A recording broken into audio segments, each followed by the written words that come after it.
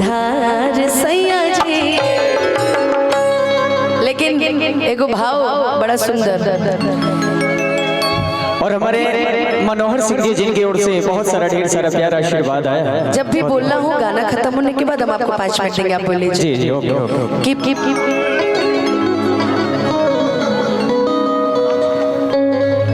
कि प्यार करे से पहले सोचला नतीजा राजा जी।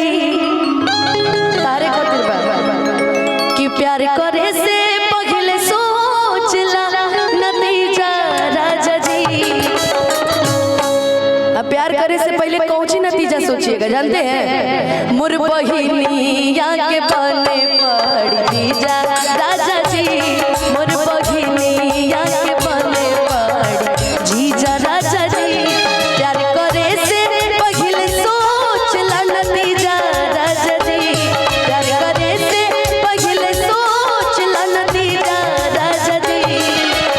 बहुत बहुत प्रणाम मेरी अन्नू की मम्मी, मतलब हमारी भी मम्मी। अन्नू अन्नू मिल गए ना, इसलिए मम्मी का बहुत बहुत स्वागत, बहुत बहुत प्रणाम। आप बैठिए, अब गाना सुनिए मेरा फिर।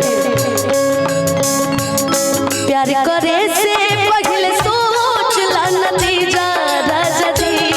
प्यार करे से पहले सोचला नतीजा राजा जी। मोर बहिनिया के बने पड़ी जीजा राजा जी। मोर बहिनिया के बने पड़ी जीजा राजा जी।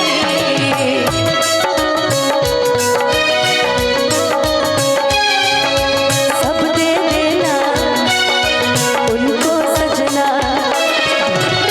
आग लगे उसकी जुबान को, आग लगे उसकी जुबान को।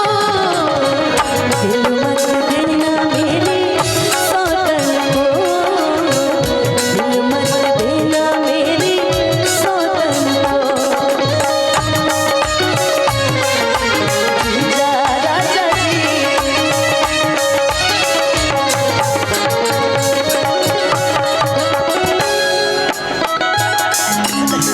रहब चाहे दिल्ली चाहे रहब गुजरात में,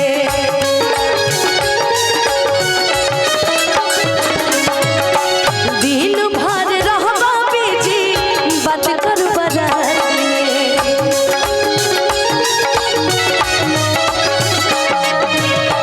रहब चाहे दिल्ली चाहे रहब गुजरात में, दिन भर रहब बिजी बात कर बारात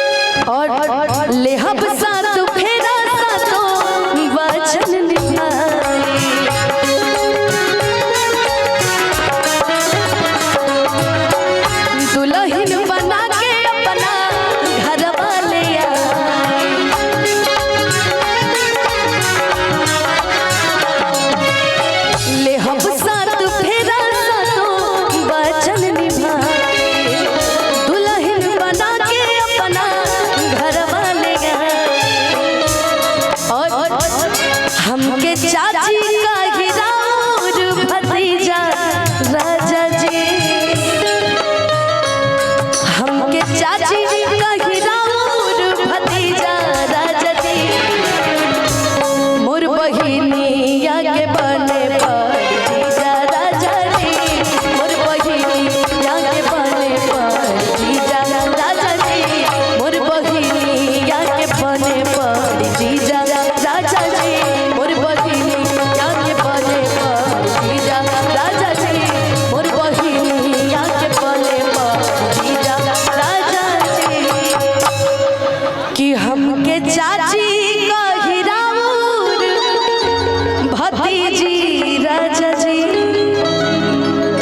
कि हमके चाची का गिराउर पीहू राजा जी,